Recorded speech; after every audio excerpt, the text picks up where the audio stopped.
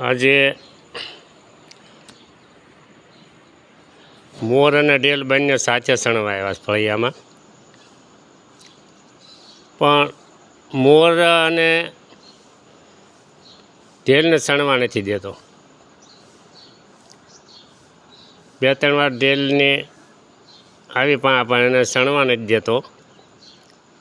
મનુષ્યમાં જેમ ઈર્ષા હોય એમ પશુ પક્ષી આજે એમ થોડી થોડી ઈર્ષા તો અંદર ઝેર હોય જ.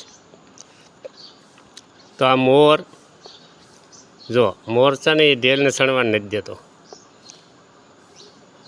તો મોર છે એ બ્રહ્મનું પ્રતીક એટલે કીધું છે કે મોર છે એ રૂપ સૃષ્ટિ છે. એનો રૂપથી એના સૃષ્ટિ ઉત્પન્ન થાય છે.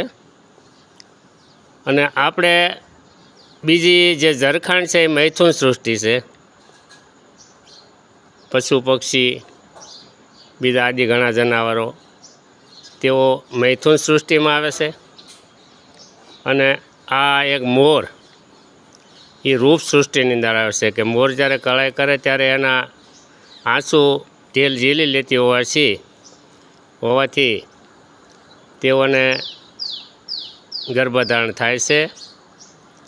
તો આને એટલે જ બ્રહ્મ કીધો છે.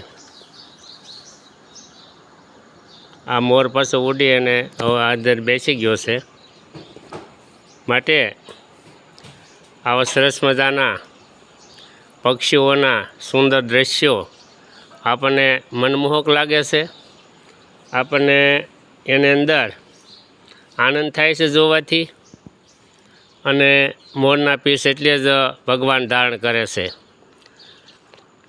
કારણ કે મોર છે ને એના પીસની અંદર એક સરસ મજાનું આપણને બ્રહ્મનું પ્રતીક દ્રશ્ય અંદર દેખાય છે.